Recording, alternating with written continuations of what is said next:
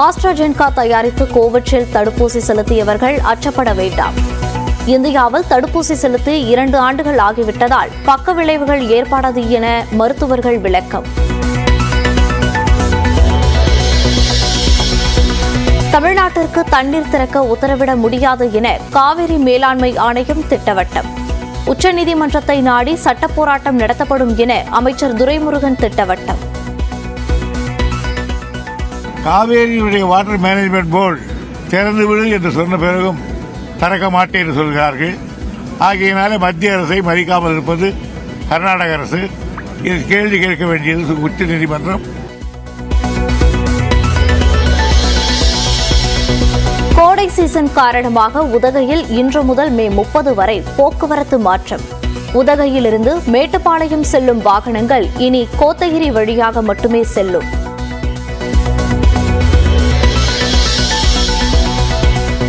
முதற்கட்ட தேர்தல் முடிந்து 11 நாட்களுக்கு பின் வெளியான முழுமையான வாக்குப்பதிவு நிலவரம். சுமார் 6% வரை வாக்குப்பதிவு அதிகரிப்பு.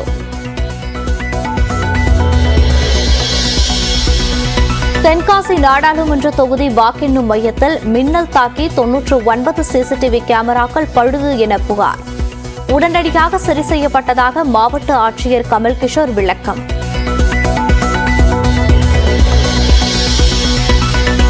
கொடைக்கானலில் கோல்ஃப் விளையாடிய முதலமைச்சர் மு க ஸ்டாலின் பொதுமக்களுடன் புகைப்படம் எடுத்து மகிழ்ச்சி.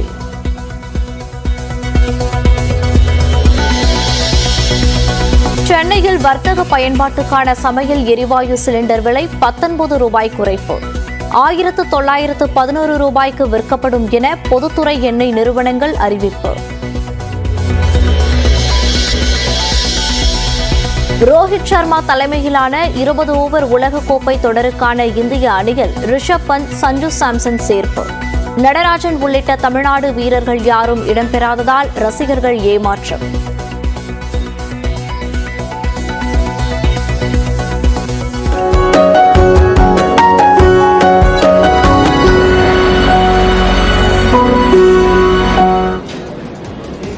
வணக்கம் தமிழ்நாடு நிகழ்ச்சிக்கு வரவேற்கிறோம். ஒவ்வொரு முக்கியமான செய்திக்கு பின்னால் இருக்கக்கூடிய பல கோணங்கள், அவற்றில் இருக்கக்கூடிய பின்னணி தகவல்கள், இவற்றை பகுப்பாய்வு செய்து வழங்கக்கூடியதுதான் இந்த நிகழ்ச்சி. இதில் முதலாவதாக இளையராஜா தரப்பு மற்றும் வைரமுத்து இடையேயான இந்த வார்த்தை மோதல் சார்ந்த விஷயம் குறித்த பல்வேறு கருத்துக்களை நம்மோடு பகிர்வதற்காக இசையமைப்பாளர் திரு ஜேம்ஸ் வசந்தன் நம்மோடு நேரலையில் இணைவிருக்கிறார். அதே போன்று அதனைத் தொடர்ந்து நியூஸ் அண்ட் வியூஸ் பகுதியில் நாம் முதலாவதாக T20 உலகக்கோப்பைக்கான இந்திய கிரிக்கெட் டீம் அறிவிக்கப்பட்டிருக்கிறது. இதில் இருக்கக்கூடிய சாதக பாதகங்கள் என்ன எதிர்பார்க்கப்பட்டது, என்ன ஏமாற்றமாக இருந்தது போன்ற விஷயங்களை நாம் பார்க்கவிருக்கிறோம். அதனைத் தொடர்ந்து கர்நாடகாவில் தற்போதைய எம்பியாக இருக்கக்கூடிய பிரஜ்வல் ரேவண்ணா மீதான இந்த பாலியல் குற்றச்சாட்டு சார்ந்த பல்வேறு நடவடிக்கைகள் எடுக்கப்பட்டு வருகின்றன. இதற்கான விசாரணை முடுக்கிவிடப்பட்டிருக்கிறது. இது அரசியல் ரீதியாக என்ன தாக்கத்தை ஏற்படுத்தியிருக்கிறது என்பது குறித்தும் நாம் பார்க்கவிருக்கிறோம். அதனைத் தொடர்ந்து அரவிந்த் கெஜ்ரிவால் தேர்தலுக்கு முன்பாக கைது செய்யப்பட்டது ஏன் என்ற அந்த கேள்வி உட்பட பல முக்கியமான கேள்விகளை உச்சநீதிமன்றம் எழுப்பியிருக்கிறது. அது சார்ந்த பல விஷயங்களையும் நாம் பார்க்கவிருக்கிறோம். அதே போன்று தமிழ்நாட்டின் முக்கிய சுற்றுலா தலங்களான ஊட்டி, கொடைக்கானலுக்கு இ-பாஸ் நடைமுறைப்படுத்தப்படுகிறது. இதில் முன்வைக்கப்படக்கூடிய சாதக பாதகமான அல்லது ஆதரவு எதிர்ப்பான கருத்துக்கள் என்ன என்பது குறித்தும் நாம் பார்க்கவிருக்கிறோம். தற்பொழுது இசையமைப்பாளர் திரு ஜேம்ஸ் வசந்தன் நம்மோடு இணைப்பில் இருக்கிறார். அவரோடு பேசலாம். வணக்கம் சார். இளையராஜா தரப்பு மற்றும் வைரமுத்து இடையேயான இந்த வார்த்தை மோதல் பற்றிய உங்களுடைய முதற்கட்ட பார்வை.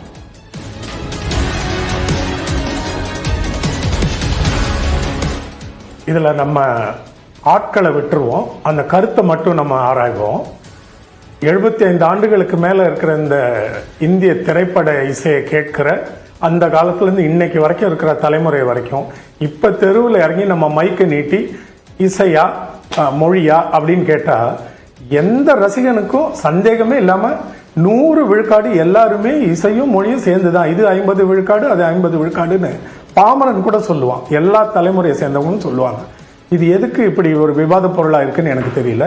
இது தனிப்பட்ட அந்த மனநிலைகள் மோதல் தான் ஒழிய நம்ம இதுல குழம்ப வேண்டிய அவசியமே இல்லை.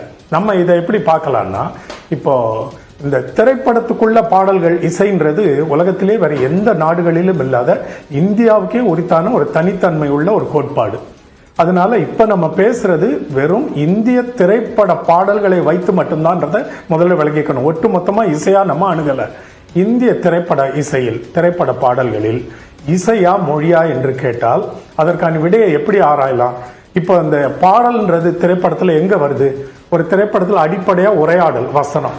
அதற்கு அடுத்தது உரையாடல் கூட தேவைப்படாத, வார்த்தைகளே இல்லாம அந்த சூழலின் உணர்வுகள் அற்புதமான பின்னணி இசை மூலமா வழங்க முடியும்னு ஒரு திரைப்படத்தை எழுதின உருவாக்குற இயக்குனர் நினைச்சா அதை இசையமைப்பாளர்கிட்ட சொல்லி இந்த 1.5 நிமிடம் 2 நிமிடம் 3 நிமிடங்கள் திரையில வசனங்களே இருக்காது சார், இது உங்களோட பின்னணி இசையில தான் நீங்க இதுக்கு உயிர் கொடுக்க போறீங்கன்னு சொல்லி பல இசை அமைப்பாளர்கள்ட்ட சொல்லி இப்படி உயிரூட்டப்பட்ட எத்தனையோ காட்சிகளை நம்ம பார்த்திருக்கோம். முதல்ல உரையாடல், பிறகு பின்னணி இசை. ஆனா இந்திய திரைப்பட இசையை பொறுத்த வரைக்கும் இது ரெண்டுமே இல்லாம மூணாவதா ஒரு பரிமாணம் இருக்கு. அங்கதான் இந்த இந்திய திரைப்படங்கள்ல வர பாடல்களுக்கு என்ன அவசியம் வருது?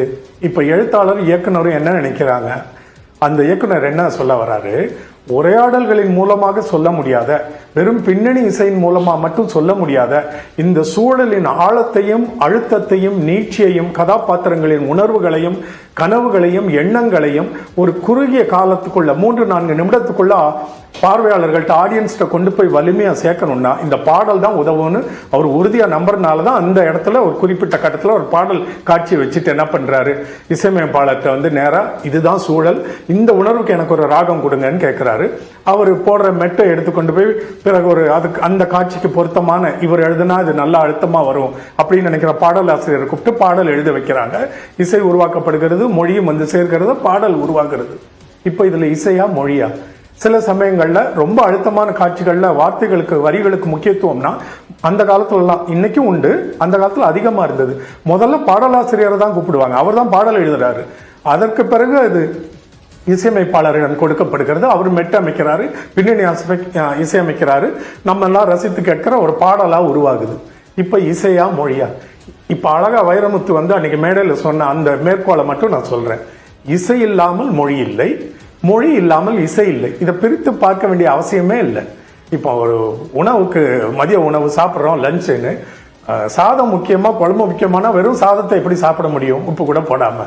வெறும் சாம்பார் எப்படி குடிக்க முடியும்? அது ரெண்டும் சேர்ந்தாதான் அந்த உணவு. ரொம்ப அடிப்படை இல்லையா? இசை இல்லாமல் மொழி இல்லை, மொழி இல்லாமல் இசை இல்லைன்னு சொன்னாரு. அடுத்ததா இதனுடைய அடுத்த பரிமாணமா அவர் இன்னொன்னு ரொம்ப அழகா சொன்னாரு. சில பாடல்களில் இசை மேலோங்கி நிற்கும், சில பாடல்களில் மொழி மேலோங்கி நிற்கும். ஒவ்வொன்றுக்கும் நம்ம எடுத்துக்காட்டுகள் சொல்லிக்கிட்டே போக முடியும். இது எல்லாருக்கும் தெரிஞ்சதுதான், நம்ம ஒன்னும் புதுசா இந்த கருத்தோட இன்னொரு வரியையும் அவர் சொன்னார்.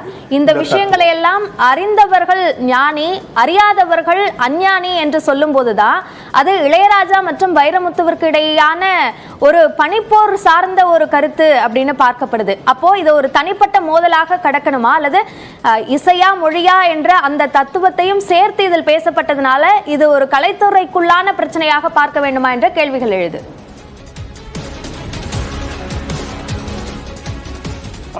அழகான ஒரு விளக்கம் தான் இது. இது தனிப்பட்ட மோதல். நம்ம பொதுவா எல்லாரும் உணர வேண்டிய, அறிந்து புரிந்து கொள்ள வேண்டிய கருத்தை ஆராய்ந்தோம். இசையா மொழியானா இசையும் மொழியும் சேர்ந்தாதான் திரைப்பட இசை, திரைப்பட பாடல். அதற்கு பிறகு அவர் சொன்ன கருத்து, அதற்கு வருகிற எதிர்கருத்து, இதெல்லாம் தனிப்பட்ட மோதல்கள். அதை நம்ம உட்கார்ந்து விவாதிக்க, ஆராய, அலச வேண்டிய அவசியம் இல்லையே. இல்லை, இதுல ஏன் இந்த கேள்விகள் எழுப்பப்படுதுன்னா, இளையராஜா அவர்கள் காப்புரிமை பெறுவதற்கான முயற்சி சார்ந்த ஒரு விமர்சனம் தான் இதுவா? அப்போ அந்த காப்புரிமை என்பது தன்னோட படைப்பிற்கான காப்புரிமை பெறுவதற்கு அவர் முயற்சிக்கிறார், அது பெரிதாக விமர்சிக்கப்படுதா அப்படின்ற கேள்வி எழுது.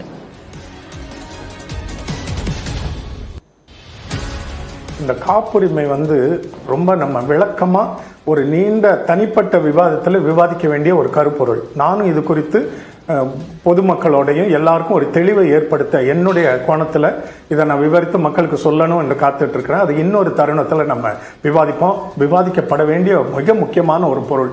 அவர் சொல்வது இந்த காப்புரிமை தனக்கு என்று சொல்றதுல பாதி உண்மையும் இருக்கிறது, பாதி பிழையும் இருக்கிறது. பிழை அவருடையதல்ல, இந்த சட்டம் உருவாக்கப்பட்டு இருக்கிற அமைப்பு, விதம். இதை குறித்து நம்ம இன்னொரு தருணத்தில் நிச்சயமா அழகிய இதை குறித்து நம்ம பேசுவோம். இல்ல, இப்போ என்ன வழக்கமாக இருக்கு? இப்போ ஒரு பாடல் அமைக்கப்படுது அப்படின்னா யாருக்கிட்ட அதற்கான உரிமை என்பது இருக்கு? தயாரிப்பாளர்கிட்ட இருக்கா, அல்லது இசை அமைக்கக்கூடிய இசையமைப்பாளர்கிட்ட இருக்கா? எது இப்போ இருக்கக்கூடிய ஒரு நடைமுறையாக இருக்கு?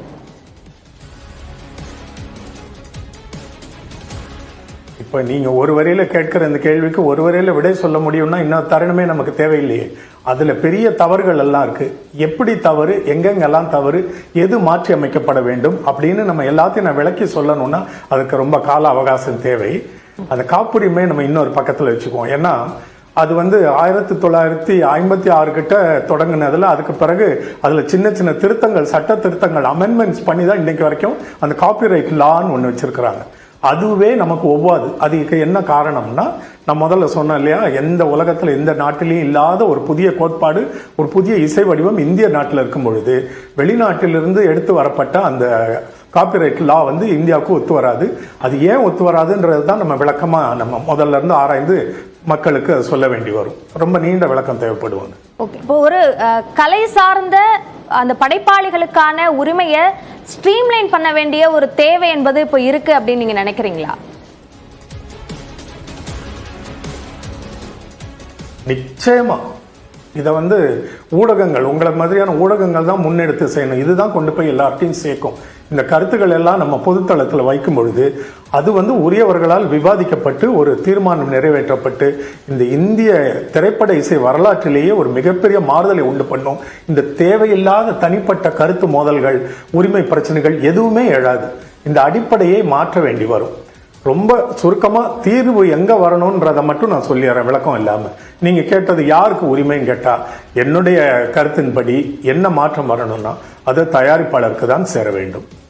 யார் யாருக்கெல்லாம் பங்கு இருக்குன்னா தயாரிப்பாளருக்கு, இசையமைப்பாளருக்கு, அந்த வெளியீட்டு நிறுவனம், இவர்கள் மூவருக்குள்ள இது சமமாக பிரிக்கப்பட வேண்டும்.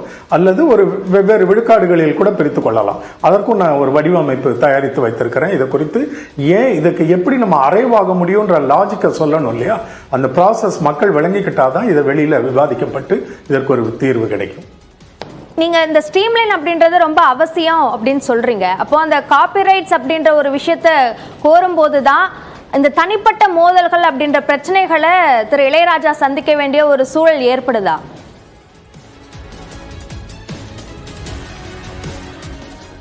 உண்மைதான். அதனால தான் இவர் தனியா போராட வேண்டியதா இருக்கு.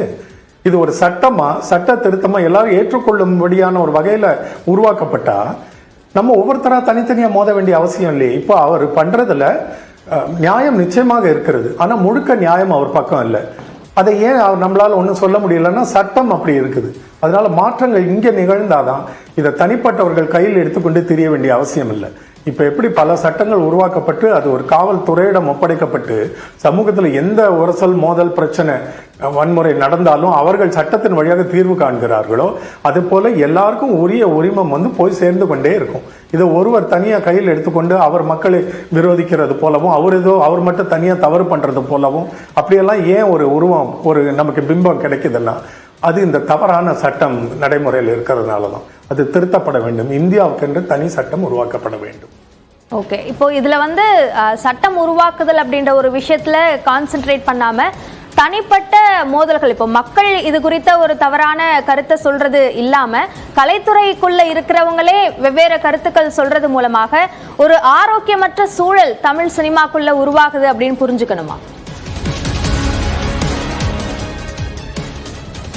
இதை நம்ம தமிழ் சினிமான்னு சிறுமைப்படுத்த வேண்டிய அவசியம் இல்லை. அதனால தான் நான் இந்திய திரைப்பட இசைன்னு சொல்றேன். இந்த சட்டத்தை எடுத்து நடைமுறைப்படுத்தி வடிவமைத்தது எல்லாமே மும்பையில் அமர்ந்திருக்கிற அந்த திரைப்பட சங்கத்தை சேர்ந்தவர்கள் தான். அங்க இருக்கிற பெரிய ஆட்கள் தான். இங்க இருக்கவங்க யாரும் ஒண்ணுமே, நம்ம வெறும் விமர்சனமும் ஆலோசனைகள் மட்டும்தான் சொல்ற இடத்துல இருக்கிறோம். இப்பவும் அது அங்கிருந்து தான் நகர்த்தப்பட வேண்டும். அதனால இது தமிழ் திரைப்பட இசையினுக்குள்ள சுருக்கணும்னா ஒன்றும் மாற்றம் நிகழாது. மாற்றம் அங்க மும்பை திரைப்பட நகரத்துல நிகழ வேண்டும். அவர்கள் தான் இதை முன்னெடுத்து செய்ய முடியும். இணைப்பில் எங்களுடைய பல்வேறு கேள்விகளுக்கு பதிலளித்தமைக்கு நன்றி திரு ஜேம்ஸ் வசந்தன்.